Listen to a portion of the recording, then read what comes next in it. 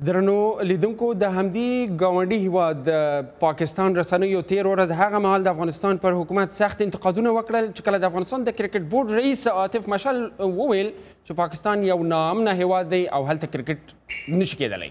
پاکستانیو لیکوالانو خپل حکومت ته ویلي وو چې د افغانستان د کرکټ سره د هر ډول همکاري ختمه کړي.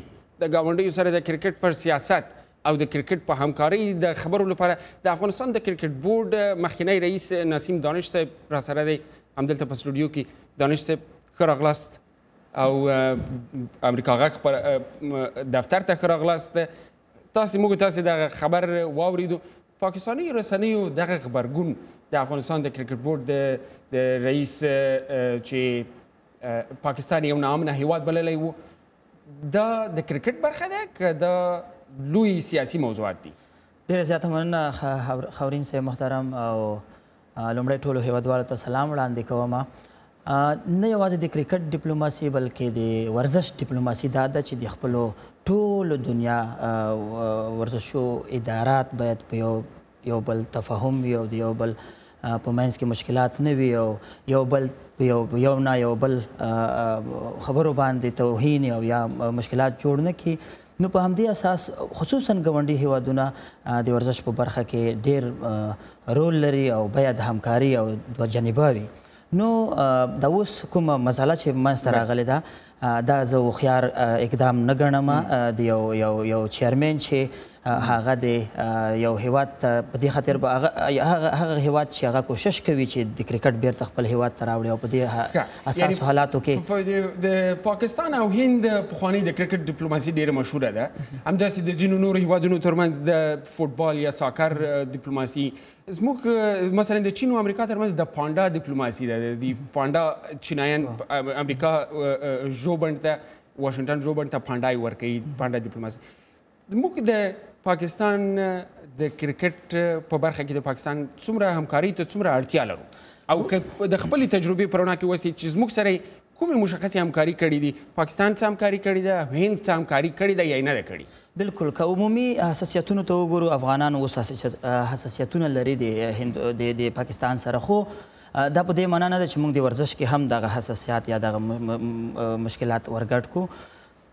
پاکستان په دې کې شک نشته چې زموږ ټول تولیدات د لوبغاړو د پاکستان نه دي. دا اوسه پورې چې څومره لوبغاړي تولید کیږي د افغانستان ملي ټیمونو ته ځي ډېر کم په افغانستان کې پالیش کیږي. نورې کرکټ هلته یاد کړی ده، هملته یې کرکټ کړی ده، د هغې ځای څخه راغلی. که خدای نخواسته پاکستان خپلو ټولو اکیډمیانو ته ووایي چې افغان به په اکیډمیانو کې نه پرېږدی، دا زموږ لپاره ډېره غټه ضربه ده.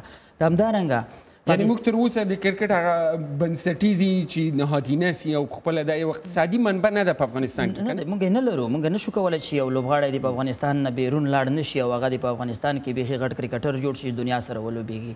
موږ ټوله هغه اتکام په بهرنیو هیوادونو ده چې په هغې کې پاکستان ډېر رول لري. مهمه خبره دا ده چې پاکستان یوازینی هیواد و چې موږ ضرورت لرو. تاسو د خپل تجربې د هند خبره وکړئ. هند زموږ سره کوم وخت همکاري کړې؟ تاسو د کومې همکاري غوښتنه کړې ده او هغوی منلې وي؟ یو مثال ماته. هند را سره همکاري کړې ده خو په هغه کچه باندې نه چې لکه دوی چې کولی شي. هند ډېر څه کولی شي د افغانستان سره چې باید په د کرکټ په برخه کې همکاري وکړي. خو په هغو برخو کې همکاري کوي چې دوی اقتصادي ګټه ولري. دا اوس د میدان ورکول دي. دا میدان ډېر وړوکی میدان. همدارنګه میدان موږ ته یو نن کرکټینګ نیشن چې هغه دوبۍ د هغه سرجي هم راکړی و، هغې نه ډېر امکانات مونږ ترلاسه کول. مونږ ډېر مادي لحاظ سره هلته پیسې ګټلې ځکه افغانان په دوبۍ کې ډېر دي او مونږ ته به ډېر کراوډ راتلو.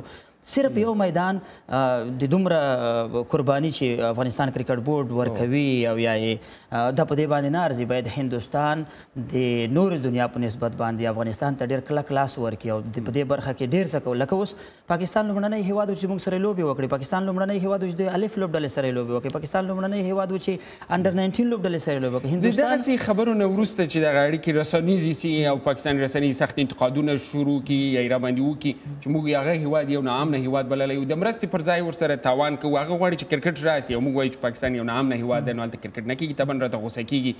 د پاکستان به زموږ سره په راتلونکي کې د لوبو تاسو کوم هڅه پیل کړې وه چې لوبې وکړئ؟ بالکل پاکستان سره بیخي لوبې زما په وخت کې فاینل شوې وې، خبره یې خلاصه شوې وه. اووه لوبې کې د درې دوه T20 وې او 15 نړیوالې یا ورځنۍ لوبې وې، خو هغه هم د ډیپلوماسۍ ښکار شوې، همدې ډیپلوماسۍ چې ما ته وویلی شول چې مه کوه ورسره. ما ته د دولت د لوړپوړي چارواکي د سیاست ښکار شوې چې دا لوبې د پاکستان سره مه کوه.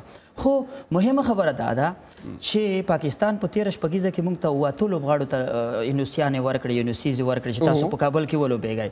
هغه ته باید وکتلی شي، باید دغه ډیپلوماسي د هند لوبغاړي رانغلل، د هند لوبغاړي رانغلل. اوس یوسف پټان ویل چې زه درځم، ټوله خبره یې خلاصه وه. خو چې کله موږ هند کرکټ بورډ ته وویل چې زما انډیوال هم و، ما ورته ټلیفون وکړو په خپله انوراګ ټاکور ته، هغې راته ویل وایي موږ دا پالیسي ده چې موږ بهرنیو لیګونو ته خپل لوبغاړي نه پرېږدو. هلته پاکستان زه په دې برخه کې داسې نه وایم چې پاکستان زموږ دوست یا ډېر نږدې دی او دا دی یا موږ سره نور مشکلات نه لري، خو کرکټ ډیپلوماسي ځان ته ده او نور سیاست ځان ته ده. باید دا کرکټ په دې سیاست کې ورګډ شوی نه وای. دا به توان وکړي د افغانستان د کرکټ لپاره به هم توان وکړي. د افغانستان کرکټ موږ خو کرکټ د سیاست یعنی کرکټ چې کله نړیواله سي، هره لوبه چې نړیواله سي بیا د سیاست ورګډېږي، خو چارواکي باید د خپلو خبرو سره پام وکړي. د مهم خبر دا ده چې هندوستان سره پاکستان هر وخت کې کوشش کړی دی چې کرکټ اړیکې وساتي، خصوصا باید افغانستان د دوی د منځ د دښمنۍ قرباني نه سي. همدا خبره اوس افغانستان ډېره مننه دانش صاحب. موږ باید د هند او پاکستان د دښمنۍ قرباني نه سو. کرکټ مو هم داسې ده. کور ودان د تاسو له خبرو څخه او په راتلونکي د افغانستان روزل شوي چارواکي ستاسو پسې په راتلونکي به لا ښې مشورې لا ښه کارونه. ډېره مننه. کور ودان.